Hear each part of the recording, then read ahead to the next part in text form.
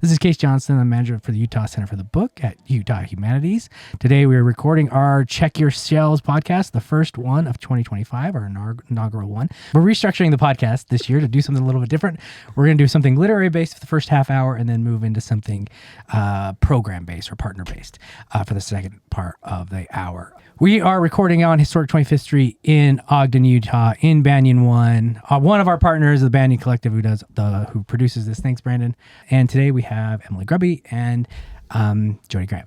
I forgot Jodi's name this time around. So today we're going to talk about a couple things. First off, we're going to talk about Emily's project. Emily's project. Yeah. Can we define it that way? It's just Emily's project. Sure. Yeah.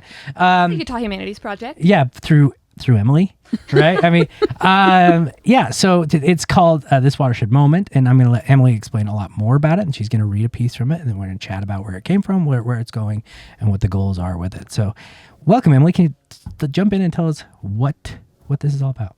So the full name is This Watershed Moment, Envisioning Place-Based Futures. Yeah. It's a collaboration between Utah Humanities and Save Our Great Salt Lake. And we were inspired by a few organizations that are running some more positive and future-oriented programs around the climate crisis. And so one of those being GRIST. They are an independent online journal that covers climate change journalism, which can be pretty grim. And they started a few years back running a program called Imagine 2200, which is similar in that it invites any of their readers to submit work that imagines a positive future in 200 years from now. Mm-hmm. And so Save Our Great Salt Lake and their focus on watersheds, particularly that feed the Great Salt Lake, we decided to take watersheds and use them as this model for a connection between humans and communities, like you and your neighbors, and humans and the land. So we are inviting folks to imagine a positive relationship with their communities and a positive relationship with their environment in about 150 years if we answer the call of climate change justly and swiftly. And so we took that time scale, 150 years, because one, it's a nod to a look 7 generations from now, which is what our Native partners are encouraging us. That's what they've been doing for millennia. They're taking into account 7 generations before and 7 generations after their current moment. And it also allows anyone who wants to participate in the program to kind of imagine a world past any of the destruction that is bound to happen. Even if we change the way we're living right now, we're bound to experience habitat loss, species lost, disease. So that 150-year time scale allows people to see beyond that moment and imagine a world where we're coming back together and reimagining what our relationship is to one another and to our environments. And so we kicked off the program with a panel last spring. That panel had Dr. Bonnie Baxter from the Great Salt Lake Institute, Forrest Kutch from the Ute Indian tribe, Olivia Juarez of Salt and Sand, a storytelling project. She also works for Green Latinos, and Dr. Thomas Bretz, who is an environmental philosopher and environmental ethicist at UVU. And that conversation was moderated by Brooke Larson, and it really drove home certain environmental realities, the future that we're bound to face, even if we get things right. It drove home, the systems that have gotten us to this moment in time. It also, I was really glad to bring in the element of philosophy into that conversation because Thomas Bretz was really skilled in getting everyone in the audience to wonder, what does it mean to live a good life in a world that is uncertain, to how to be a good neighbor when things are in so much flux. We're in a moment where, doing the right thing isn't necessarily supported by the world that we live in, right? I think his example in that conversation was, we want to, maybe burn less fossil fuels. So maybe you want to bike to work, but then you don't want to arrive to work all sweaty and like gross. And so he invited us to imagine like a world where you are able to live in a way that's aligned with your values. That conversation was amazing, and it's available on YouTube if anyone wants to watch or listen to it. But then that conversation kicked off an open call for submissions. So we invited anyone in Utah to submit creative writing or art that responded to the prompt. Like, what is your future? Like, what does your community and your watershed look like? Smell like, taste like, feel like, sound like, if we get this right. We got about 30 submissions. They're wonderful. I'm excited to read some. And that was maybe a long-winded answer. No, it's fantastic because I think everybody needs the background of it and how it started and where it came from and what the goals of it are. And I love it because, it reminds me, speaking of it, like philosophically, it reminds me of Abby's Water essay, where that essay really talks about how there's plenty of water. I mean, we live in the desert. There's plenty of water. There's just too many people, and that can't change, right? So, that kind of feeds into this idea that even if we get it right, there's still going to be too many people here in Utah or within the Southwest that that's going to change things. Yeah, and I love that this project, connecting it back to watersheds, right? It's like who you're upstream from matters. Like that impacts how you are living on your own land. That impacts your relationship to those folks downstream. It impacts your relationship to the folks upstream. That doesn't change. That was the way it was. Yeah. 1,000 years ago, 150 years ago, that's the way it's going to be forever. So I think kind of taking it out of like the politics of overpopulation and like water resources, it's like that's a very basic fact that we can all, we all agree on that. Yeah. It's really interesting. And it reminds me too also of McLean of River Runs Through It, where it says it's that river when everything's moving forward, conversely around rocks, through rocks. Yeah. That line is one of the best in the world. And I love that the upstream downstream comment of you're really thinking about the future. The future, metaphorically, obviously, is downriver. Yeah. Let's hear something. Okay. What do you got for us? Okay. I will read. I'm happy to read any of these. I'll pick an excerpt from one of my favorites. It is by a writer named Hannah Saltzman. It's called Blessings for My Great, Great, Great, Great Grandchild. And it's about 3 pages long, but I'll just read maybe the first 5 or 6 blessings. Okay. May you run into the rain and feel cold sky water touch the warm skin of your hands as you spin with arms wide and opened your mouth to welcome each safe drop onto the soft pad of your tongue.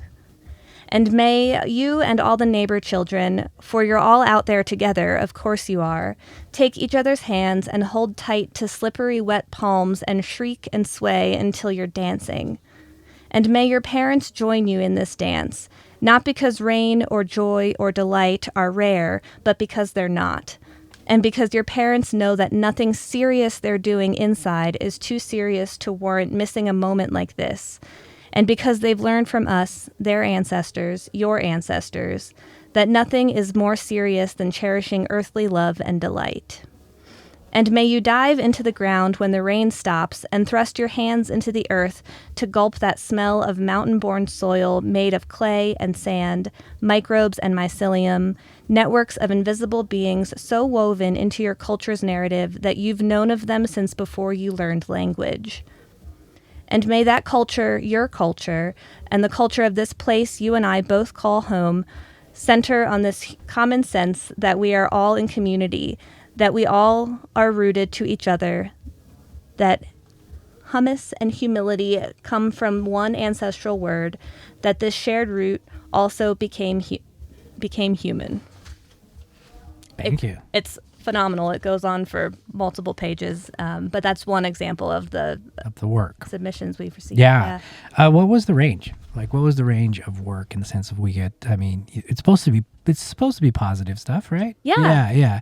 What is the range of, between essays and poems and such like that when it came to people looking into the future? Like, what were the different ideas on the spectrum? Yeah. We got a range from, we got about 8 poems, about 8 pieces of prose that we're going to put in a publication that will come out later this year. So this is kind of, Hannah's is an example of it's a list more than it is like a flash fiction. Mm-hmm. We got 1 journal entry, a couple pieces of flash fiction, some just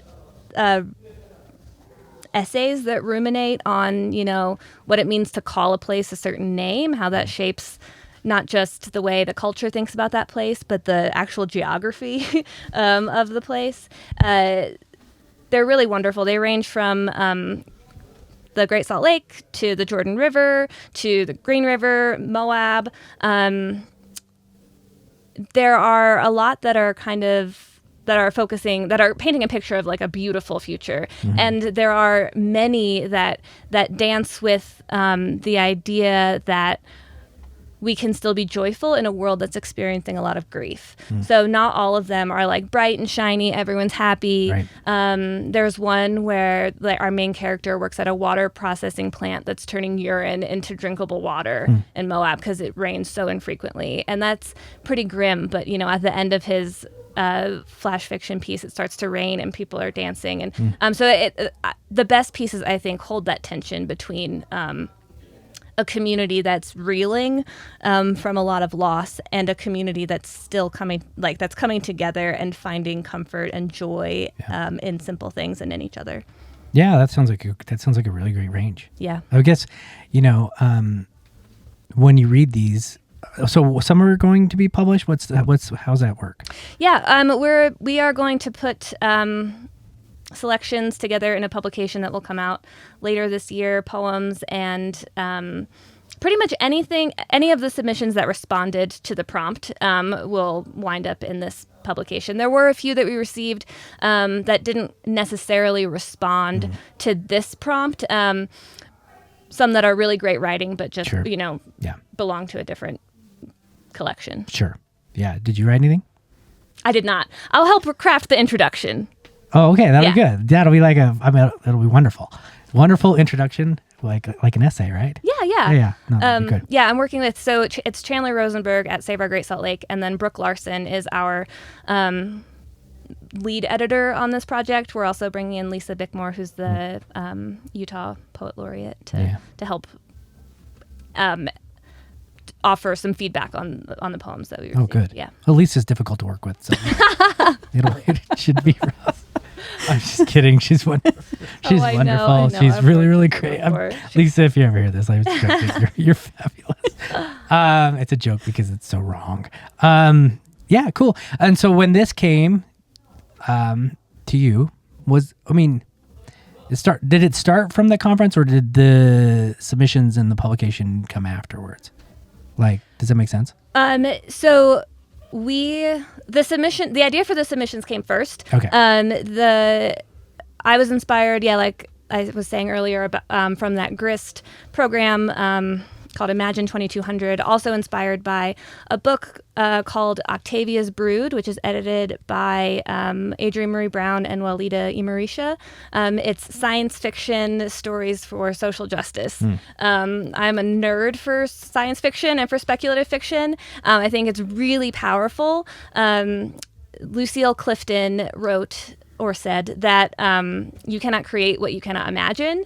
And so the idea really was to inspire your neighbors, like people who live in Utah, to imagine, like, joyfully, like what does your future look like, right? Because I think it's the the survey that was put out by Yale about surveying people's feelings about climate change, so many people are feeling discouraged and therefore disengaged. And oh my God, that's so easy to do when most of the rhetoric that surrounds it is like doom and gloom and you gotta fight. So we wanted to bring something to the table that allows people to think about their great grandchildren and a life that they would want for that person in a place that they love, right? Like Utah, no matter what, is going to get drier. It's going to get hotter, and so how do you stay here, right? Like people who live here now, many people who live here now have lived here for generations and generations and don't want to leave, and nor should they have to. So what does it mean to stay? Yeah. And so something that Olivia Juarez brought up in that panel conversation. She's from Ogden, by the way. Yes, thank you. Shout out to Ogden always. How many plugs do you get in one podcast episode? I don't know. We can try. Kase is the unofficial mayor of Ogden. Olivia Juarez brought up an excellent point in that panel conversation about the deputization of expertise. Like we shouldn't leave the work of imagining what this community should look like up to politicians or up to, which is not to say politicians are going to do a bad job. Yeah. It's just that people who have lived experience for generations in a place, they're experts. Yeah. They get to say what it's like, what living on their land, what living on this land is like, and what it should feel like. So we really wanted to put that power back in the imaginations of people who live in Utah. Yeah, it makes so much sense. Yeah. I mean, I think you could even rephrase it to say that not only politicians have the power. Yes. Yeah. We all do, especially at the grassroots level. Especially, absolutely. I mean, if you look at any small community, they're going to make the big difference, especially when it comes to their water. I mean, we used to have this ditch when I was growing up, and it was really, really interesting because there were fights because the ditch would go. I grew up in they call it the valley, but it was like all farmland at the time, and in Lower Uinta here, right at the mouth of Weber Canyon, and they had the ditch, right, and we used to float it. It was awesome. We would just get in there and float the ditch, and that's not on point. And somebody, so I published something called Ditch Days once, an essay, and somebody wrote me and said, "Your mom let you actually play in the ditch?" I'm like, who are you? Like, who didn't play in the ditch? Like, why would she let you do that? I'm like, oh my gosh, like the ditch was. We didn't have anything else. So the point is that people, Kase is no Gen X. I know, I really am. I feel you, man. I feel you. We did stupid things too. Like we would go in the ditch and then there would be the pipes that go underneath the driveways and we would go through those pipes and they were like this big. That sounds like a dream. I wonder where my claustrophobia came from. I'm sure my brother stuck me in there once and just kind of walked away. The point is that people upstream, up ditch stream. It was a small stream, but you could see little white caps like this. And they would plug. They would plug it in the morning, and it was your duty to like plug it and then water your plants or water your fields. But there was a lot of arguments or controversy because somebody would leave their thing in overnight or leave it in too long. And it's just a small microcosm of what you're talking about with this kind of watershed thing where you're looking at the person past you, beyond you in that water cycle or that life cycle. And so I don't know why I brought that up. There we go. Jodi, what do you think about this watershed program? Well, first of all, if you're watching, this on YouTube, you'll see this maybe. But if not, for those of you who are listening, on the wall here behind Kase and Emily is an image of a river. Yeah. Which I just can't stop looking at as we're talking about it and listening. Well, I would have never been able to come up with the metaphor if this wasn't here. Like I was just looking at it, thinking about it. That's the only way. Floating it. Yeah, actually, you can't float that one. That's the Madison in Yellowstone. You can fish it, though. Yeah. Yeah. And speaking of fishing, so this is where climate change gets real on a real personal level as I ice fish. And typically in an ice fishing season, we get to go out maybe a dozen, maybe 15 times. This year we've gone out 3. Yeah. And my husband fell through the ice. Where? One of those. You probably had to go a ways away too. Yeah, we usually go to Panguitch, which is clear down, down at the far south from here. That's our favorite place to go. And they just actually posted on their social media last week that ice fishing season is officially over, and they're posting videos of boats. Oh my gosh. And so, it's a little crazy. So, that's a very personal and very real world demonstration of how important this is. And I love the approach that this watershed takes, where it invokes creativity, it invokes a little bit of a lot of hopefulness, but at the same time doesn't shy away from the hard questions and the critical sort of pieces of what it is we really are dealing with as Utahns in this dry state, and what that means. So I love the approach, and I can't wait to see the final publication when it's out. Yeah, it's been a long time. It's been in the making for a long time. Yeah, we conceived it about a year ago, and then we had the panel, which kicked off the call for submissions in May, and that call ran all summer. We extended it through fall semester, learning that the summer isn't the best time to put out a call for creative submissions, and I'm glad we did, because we got some really wonderful things in the fall. And so we're working now, headed towards spring and summer to hopefully publish. Yeah, that's great. What are you gonna do afterwards? Launch parties all over the place. Yeah. That's a great idea. I know somebody put those together. Yeah. So you should get it in our local book festival. We can do that. Yeah. If you'll let us. I'll talk to the guy. That's really, we'll see. He's got a spreadsheet. I don't know. It's kind of hard to get into. I hear he's pretty selective. Yeah, he may not have the budget. Yeah, and he's usually good at saying no. Anyways, so that was good. No, it's fantastic. I'm really excited for it. I love the idea of hopefulness too. I think that's really, really, really cool. I'm excited to read it and honestly put together a party for it. Yeah. So I think that would be really, really fun. Thank you. Anything else you wanted to tell us about the watershed, this watershed moment, before we transition over and talk about larger Utah Humanities stuff for 2025? I would just encourage anyone who's interested in the project to listen to that panel conversation, because it really was wonderful. I mean, sometimes the panels can be dry. This one was not. It was really inspiring. And so look for the publication when it comes out this summer. But in the meantime, listen to that conversation. And we'll put it, it's on our YouTube at Utah Humanities YouTube, but we'll also put it in the podcast notes on our YouTube as well. Cool. Well, that's great. That's fantastic. It's like the A-Team. You remember the A-Team? No. Oh. Gen X. My favorite show.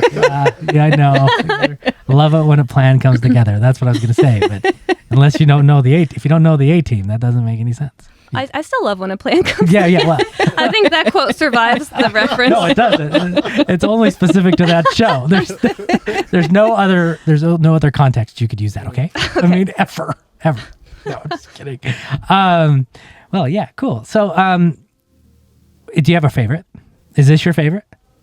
The one I read from is definitely one of my favorites. It's hard to pick. I love the journal entry. It's all about food. She really took the what does the future taste like seriously, and it's wonderful.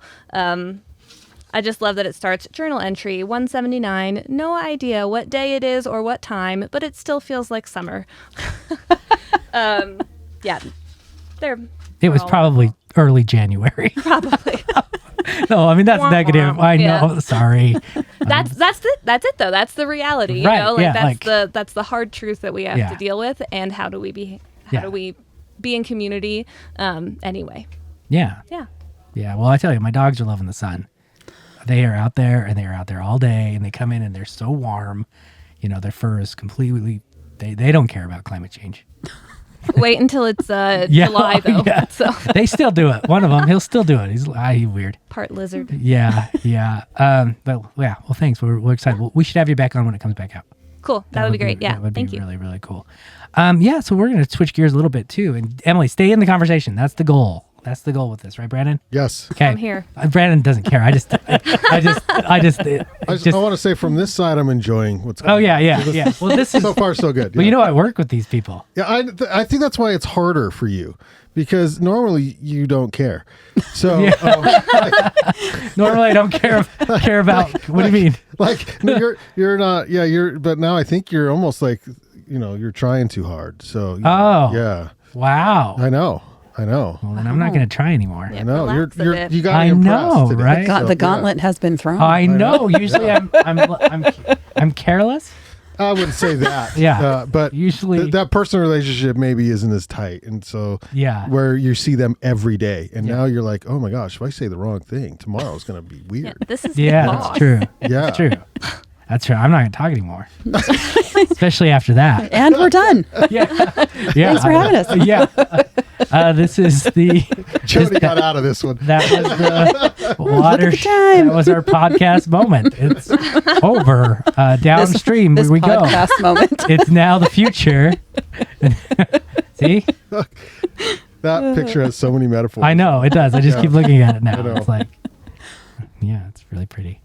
So we're gonna switch gears a little bit, and I'm not gonna care anymore. I'm just not. Okay. All right. And so, 2025 is our 50th anniversary. 50th? 50. Wow. I keep thinking 75th, but Wow, I don't know why. That's a big Well, deal. because 75 was the Because year. 75. Well, yeah. So Utah Humanities. Something else happened in 1975. You know that, don't you? The year of Kase's birth. Yes. So it's really important too. Yeah. And what was your mother's maiden name? If we're putting this information out there. yeah. It's my birth, my social, my last word of my socials. Dogs' names. Yeah. My passwords are typically. Let's jump into that. Let's jump into Utah Humanities, our 50th anniversary. What do you have to say about that? No, but so it's our 50th anniversary. And so as we just talked about, Utah Humanities was founded in 1975. Back then we were called the Utah Endowment for the Humanities. And we've gone through a couple name changes since we were born back in the 70s. But yeah, we've been around for 50 years. We started out primarily as a granting organization. So how that all happened is the National Endowment for the Humanities, the federal agency, was formed in, I think, 65. And then there was some evolution of state councils coming around after that. So we get a lot of funding from the National Endowment for the Humanities. And our original purpose was to get those federal dollars and to award them out as grants into all of the states throughout the nation. So we are Utah's sort of the arm of NEH at the local level. And so really all we did was make grants. We actually gave Sundance their first, they were one of our first grantees. I think they received a $20,000 grant the first year that Sundance was a thing. And we've supported. They're still going with it. They took the 20,000, crushing it. Yeah. Are they staying? Have they decided? Are they staying in Utah? I haven't heard. I haven't heard Yeah. the final decision. But I'm it's sure been a they do. lot of years. So congrats, Sundance. And have grown and far exceeded their the need for our paltry funds. But so we would support a lot of different things, a lot of areas all over the state. And as time went on, we started developing our own programming. We had a speakers bureau for a number of years, which was great. We'd have scholars who spoke on a whole variety of topics that will travel all over the state, talk about really cool and interesting things. We started some reading discussion programs. We had film discussion programs. We did a whole literacy project that targeted women in prisons. It was called Mother Read. It used children's literature as a way for parents to connect with their children and sort of teach larger life values and those kinds of things. And we've expanded now into having some centers, which are not physical centers. Kase, of course, manages our Center for the Book. And we have a couple of other centers that help us organize the pockets of work that we do. We do a lot of different stuff, which is the beauty and also the challenge of the humanities is that it's a lot. We have a large net and we cast it far and wide. So sometimes it's hard to pin down exactly who we are and what we do. But yeah, 50 years worth of really great stuff. And of course, all the programming that we're doing now that I didn't include in that list. So if other staff members are listening, don't be sad. No, don't be sad. We'll get to it. We'll get to it. She cut you on purpose. She'll talk about you when you invite her to your podcast. When you have a podcast. When you do a book about the watershed. We'll talk to you about it then. Yeah. No, but it's great. It's great. So we're here. We're 50 years old, celebrating 50 years of really great humanities programming all over the state of Utah. So yeah, it's a big deal. We've survived a lot of stuff. Yeah. Yeah. Yeah. It's I like it. How am I doing? So good. Okay. So good. Yeah. Killing it. Killing it. Oh. I think you know what I think it is? I think it is that I'm just comfortable. I agree. Yeah. And I'm like, wow, what are we talking about? Way to reframe. Yeah. We use our words, don't we? I feel like Brandon is your emotional support He is. producer. How am I doing? He is today. Yesterday, he didn't say a word. It was like I didn't have to yesterday. An hour and a half because, it was. Yeah, that's true. Yesterday was different. Yeah, well, Brandon's an official partner of Utah Humanities, the banding collective. So maybe we should ask about that. Oh, you want to put me on the spot? No, not you. I'm okay with it. I'm talking to Jodi. Okay. Working in partnership. When did that start? How did that start? I mean, we talk about it a lot, we do. Together, but a lot of people don't know about it. People don't know how it works. And Right. Yeah. And so like I was talking about in the early days when all we were doing was grants, we didn't have a need for a really big staff. It was really just a couple of people who worked really hard. And as the organization grew and programming grew, we realized that we really can't possibly serve a state of our size, geographically and population-wise, with a small staff. I mean, our current staff is 11. And so we are a small but mighty, really dedicated, hardworking group of people, but there's just absolutely no way we can serve the entire state by ourselves. We're located in Salt Lake City, but we really are all out throughout the state. And one of the only ways we can do that is through our partners. So for example, one of the reasons we have such a strong and robust arm of programming in Ogden is because Kase is invested in the community and he has partners who are invested in the programming that we are doing together. So when our partnerships work best, and we've learned this through really practical experience, when our partners are on board and they're really excited and want to engage. And this is also true of this watershed moment where we're all coming together to the table to plan and execute something wonderful. It is magical, the way we can expand our reach and really get into communities that maybe folks don't traditionally think the humanities are for them, but they really are. And they're not going to trust some people from Salt Lake City up in the big city. It's like, well, what do you know about where I live? What do you know what the challenges are that, the ways a community are facing? But if you have people who are in that community who are there and they know that it really helps us to fill our mission better of reaching all Utahns, no matter who they are, where they live, or the many other things that may divide us and separate us from each other. So it really became critical to do things in partnership.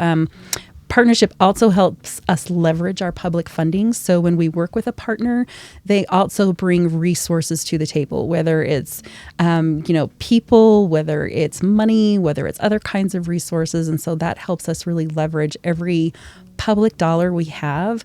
We magnify that. And so I believe in our 2024 year, I think it's a 4-to-1. So every dollar that Utah Humanities puts into a project, it's being matched 4-to-1 by our partners. So, I mean, we're an economically great investment, as well as doing really good programming through the state. And so really the heart of what we do is with our partners. They help form and shape our work. And I know Kase was really, really quite good at when he joined our staff. One of the first things that Kase did was he listened. Jodi, I'm right here. So Kase, one of the best things, Kase, that you did was you talked to people. You talked to partners who had worked with us for a little bit of time, for a long time. You'd also been a partner. So you brought sort of a 360 perspective about what does it mean to work with Utah Humanities, and what are maybe some of the things that could change. And I know that one of the things that you heard loud and clear, particularly about Book Festival, was, first of all, it needed to be shorter. And then I heard that from you directly. Right. And I was like, no, this is too long. That's who I was listening to. Right. The partners said it too. Right. No, absolutely no. But also, it's why we're bringing back the Utah Book Awards, right? And so it's because that was something that people were calling for. They said, why aren't we doing this? There is nothing that has replaced it. We really want to bring this back. So our ability to listen to and work with our partners has been critical to the success we've had and the ability for us to do our programming. So our partners are awesome, and they are a huge range. We work with state agencies. We work with Division of Arts and Museums, the Utah Historical Society, the Division of State Libraries. But then we have really small kind of community-centered organizations that we work with as well, like under the umbrella of bookstore, a small indie bookstore that, serves a really specific population that do a fantastic job, and they're a really great partner of ours. So I'm not sure if I can mention business names. I hope that's okay. Oh. Yeah, you can do anything you want. No, I can't swear. I can't swear. You said Bible swears were okay. I know, Bible swears are okay. But we've been talking about that for a year. I think we had one podcast last year that we tried to get them all in. Yeah, we tried to go down the list. But no, our partners are great, and they are critical to what we do. In fact, we don't do anything at Utah Humanities if it's not in partnership with someone else. And that's kind of unique nationally. Oh, it totally is. It totally is, and it presents an interesting set of challenges, as well as how I said, when things work really well, it's magical. When things don't work really well, it's not so magical. And so changes that happen at our partner organizations have a direct and immediate impact on us and our ability to deliver our programming and to do our work. So it also makes us just a little bit invisible. Sometimes we're buried under a couple of layers of exposure when you're talking about general public audiences. And so sometimes they don't see. And part of the challenge of that is we don't have our own space. So we don't have like a Utah Humanities auditorium where you come to Utah Humanities and hear a thing or do a thing. So normally we rely on our partners to provide a space. So like if we come to the trailer at the Banyan, this is your program because we're in your space, right? And people aren't going to automatically know that this is a Utah Humanities supported project. So yeah, but we're committed to it. I don't think we could go back to doing programming without it. It's too important. It's in our DNA. Yeah, and for other states, their models are quite a bit different, right? And that's the beautiful thing about so every state has a humanities council, as do the jurisdictional territories like Puerto Rico, Guam, Marianas Islands. And we all are independent nonprofits, and so we all function vastly differently. Of course, we all have different states with different priorities. Some councils are affiliated and a part of university structure, and so they have a whole different set of rules and things that they have to follow. But since we're all 501c3 nonprofits, so that makes us a little bit of the Wild West sometimes when we're doing things differently. But at the core, the humanities are at the core of what we do. But again, that's pretty broad. I mean, anything that deals with humans is the humanities. So you could do any number of things. Yeah. What do we have on the docket for 2025 for the anniversary? So like I mentioned, we're doing the Utah Book Awards. And so that's going to be a sort of a pinnacle crowning achievement that's coming in October, also as part of the Utah Humanities Book Festival.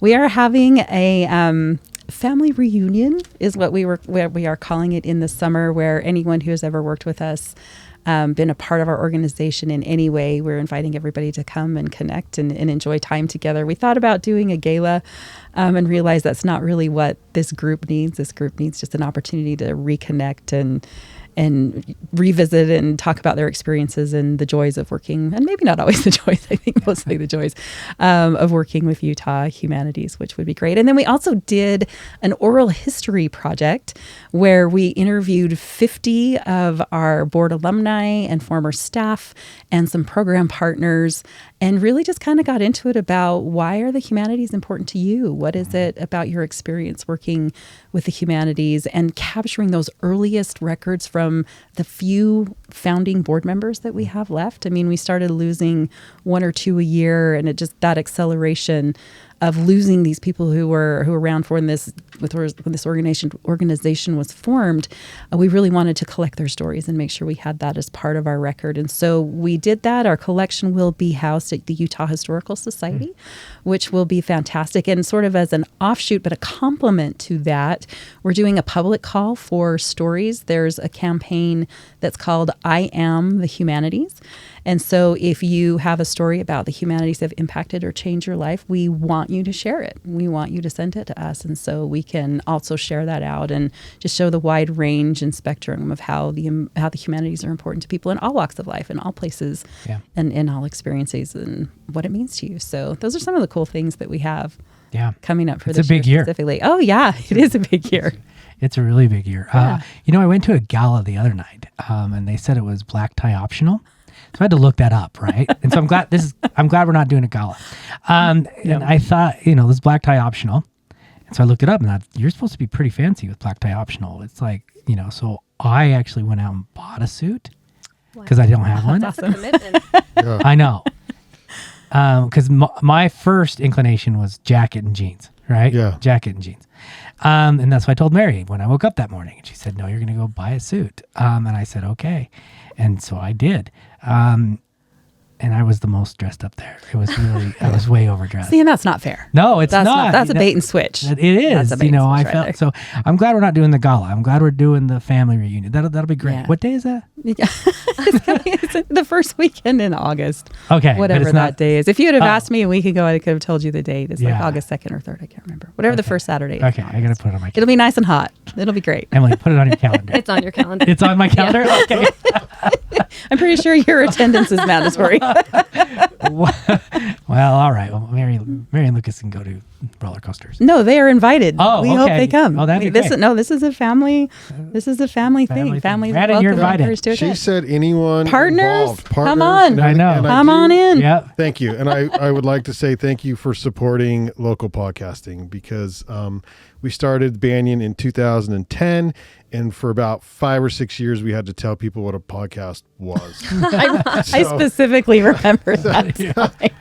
I think, and now we're hopefully more mainstream. And so, but it's been proven to be a fantastic marketing tool for a lot of small businesses and nonprofits. And so I just thank you to Utah Humanities for recognizing that and including us. I appreciate it. No, and this is a perfect example of when things work really well, they really are magical. So we are lucky and fortunate to have such a strong partner that makes us all look and sound really good and smart. Right. So thank you. Thank you for that. Except for me today. Like, we're working on Kase. Every other podcast, I'm smooth as butter. And today, obviously, Brandon has a critique. We all have days that we're not our best. And we're going to have a podcast about this next case. Okay. So stick around. Feel free on how to live your best life. Right. Yeah. I don't want to be invited today. Obviously. Well, you've already been on it. So, yeah. Don't pick today, obviously. Yeah.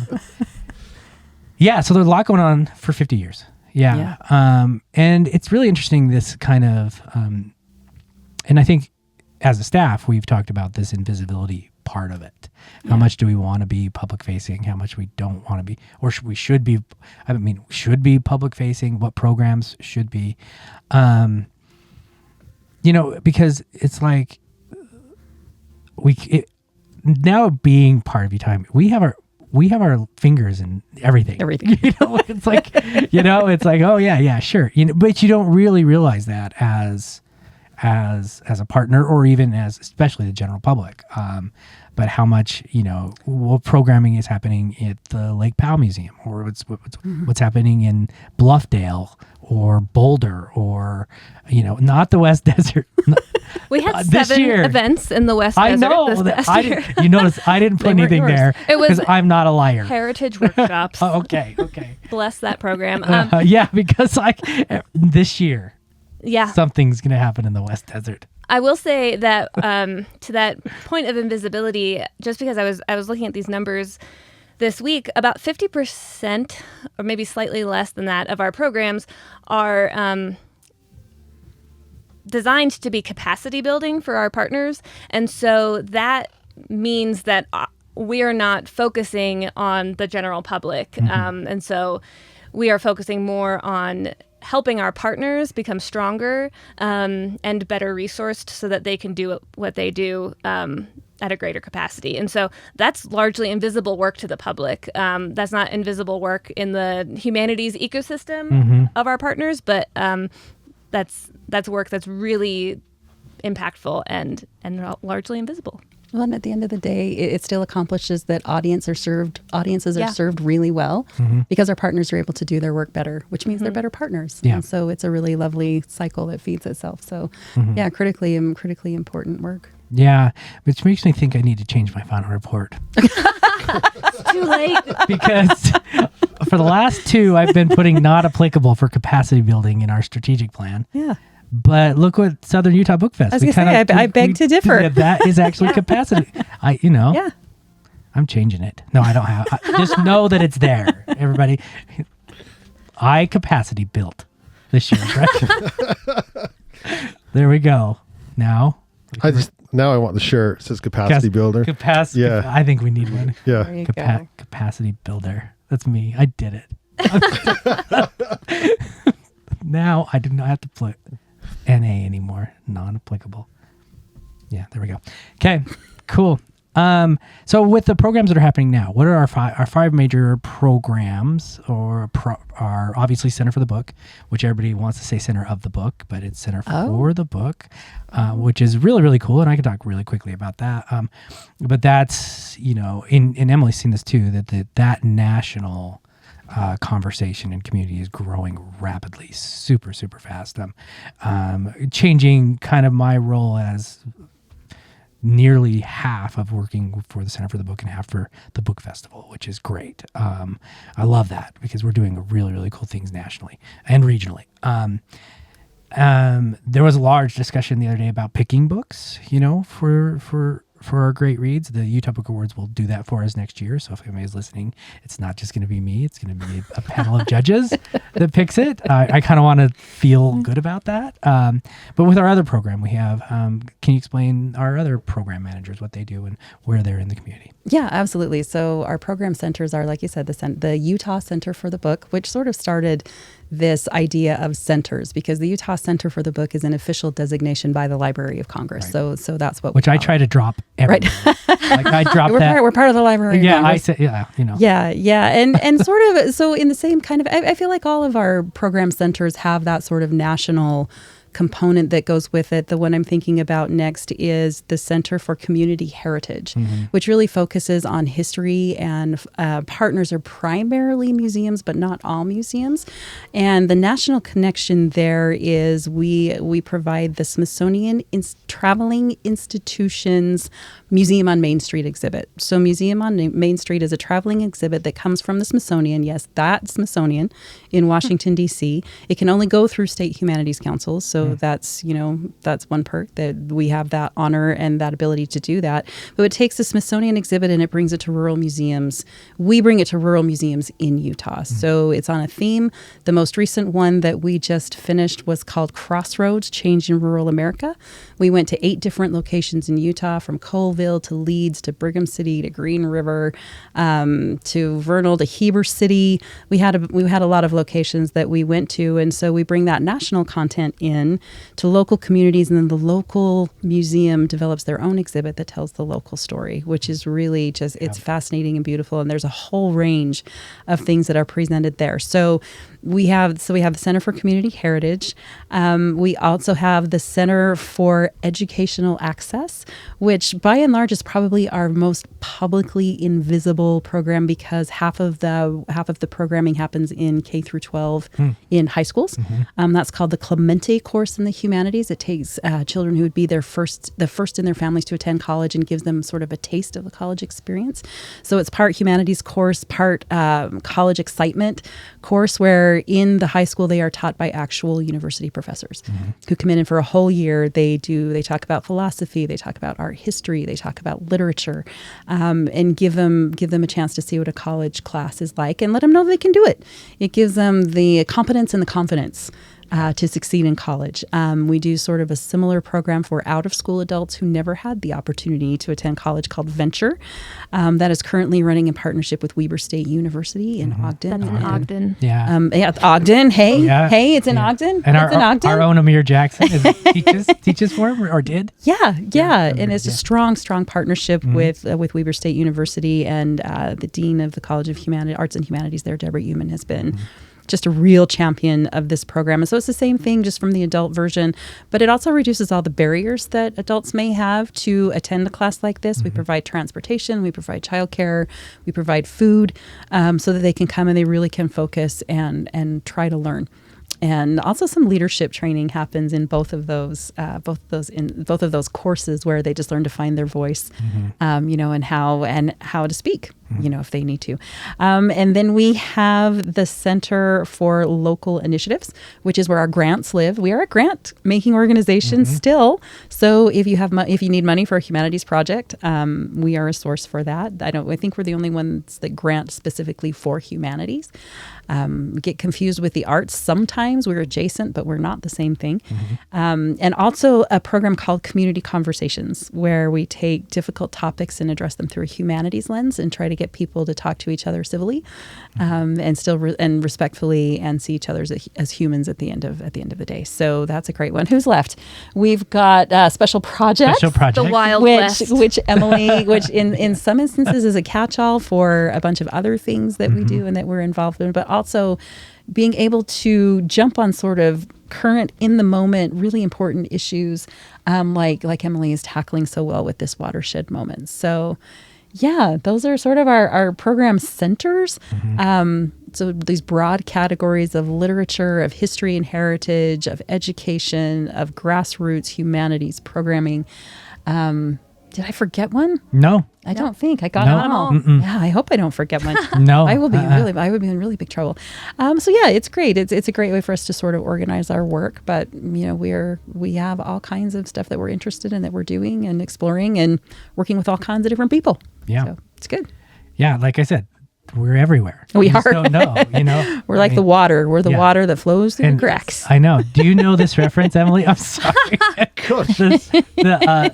The savoir-faire is everywhere. Do you remember that? Do you remember that? No. Brandon? Is this a Gen X No, thing? this one. Is this the A team? No. It's not the A It's team. the B team. Obviously, I'm on the B team today. Thanks, Brandon. Savoir-faire is everywhere. Everywhere? Yeah, it's a cartoon. Savoir-faire is everywhere. It hurts my feelings if I don't get a cultural reference I know. from you. Oh. Savoir-faire It really is does. everywhere. It's from a cartoon from when we were young. What cartoon, though? I don't know. Okay. Slip in my brain. Not the A team. It wasn't Bugs Bunny.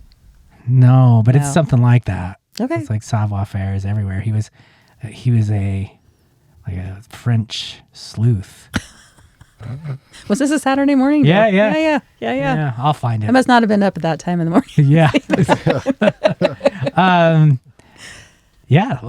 think we're running right up on the hour. So which is great. We got it? Perfect. Yeah. Cool.